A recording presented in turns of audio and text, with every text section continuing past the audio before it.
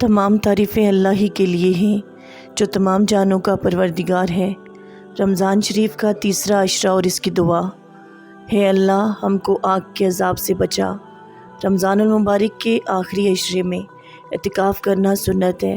حضرت عائشہ صدیقہ رضی اللہ تعالیٰ عنہ فرماتی ہیں، مفہوم: جب رمضان المبارک کا آخری عشرہ شروع ہو جاتا تو رسول اکرم صلی اللہ علیہ وآلہ وسلم شب بیداری فرماتے اور اپنے گھر والوں کو بھی بیدار کرتے اور عبادت کے لیے کمر کس لیتے۔ صحیح بخاری۔ ویسے تو پورا رمضان کریم ہی نیکیوں کا موسم بہار اور اطاعت و عبادات کا خصوصی مہینہ ہے، لیکن آخری عشرہ تو اس موسم عبادت کا مقام عروج ہے۔ اس لیے ان 10 دنوں میں نبی کریم صلی اللہ علیہ وآلہ وسلم بھی اعتکاف کرنے کا خصوصی اہتمام فرماتے تھے۔ اعتکاف سے مراد ہے ماہ رمضان کے آخری 10 دنوں میں گھر چھوڑ کر مسجد کے اندر ہی قیام کیا جائے اور اللہ کی عبادت میں مشغول رہا جائے۔ اس طرح بندہ اللہ تبارک و تعالیٰ کے قریب تر رہتا ہے۔ لیلۃ القدر کو تلاش کرنے اور اس کی برکات سے مستفید ہونے اور اعتکاف میں بیٹھنے والے شخص کو معتکف کہتے ہیں۔ اعتکاف میں بیٹھنے والوں کو مسجد سے نکلنے کی اجازت نہیں ہوتی سوائے قضائے حاجات یا کسی اور بے حد ضروری کام کے۔ معتکف کو اپنا زیادہ تر وقت قرآن مجید کی تلاوت، ذکر و فکر، نوافل کی ادائیگی، تسبیح اور اللہ تبارک و تعالیٰ کی حمد و ثنا میں گزارنا بے حد ضروری ہے۔ حضرت ابو سعید الخدری رضی اللہ تعالیٰ عنہ سے روایت ہے، رسول اکرم صلی اللہ علیہ وآلہ وسلم نے فرمایا، شب قدر کو آخری 10 راتوں میں سے ہر طاق رات میں تلاش کرو۔ مسجدیں اللہ تعالیٰ کا گھر ہیں اور اس دروازے پر سوالی بن کر بیٹھ جانا بہت ہی بڑی سعادت ہے۔ علماء اکرام فرماتے ہیں کہ رمضان کریم کے آخری عشرے کا اعتکاف سنت کفایہ ہے۔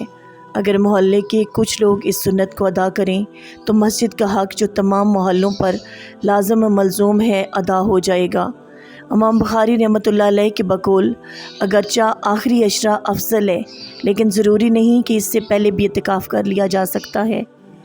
اعتکاف رمضان المبارک کے آخری عشرے کا اعتکاف تو مسنون ہے ہی، ویسے متحسب یہ ہے کہ جب بھی آدمی مسجد میں جائے تو جتنی دیر مسجد میں رہنے کا ارادہ ہو اعتکاف کی نیت کر لینا چاہیے۔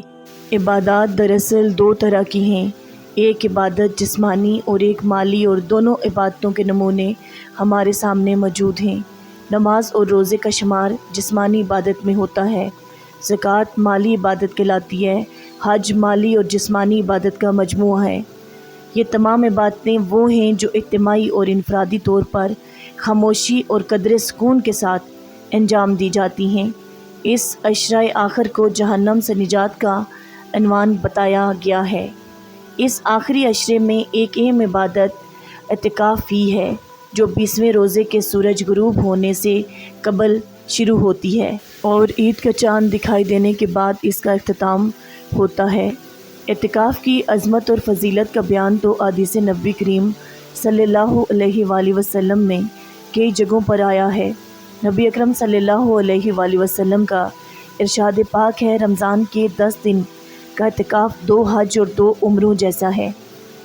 ایک اور موقع پر آپ صلی اللہ علیہ وآلہ وسلم نے ارشاد فرمایا کہ جس نے اللہ کی رضا حاصل کرنے کے لیے اخلاص و ایمان کے ساتھ اعتکاف کیا تو اس کے گزشتہ صغیرہ گناہ معاف ہو جائیں گے۔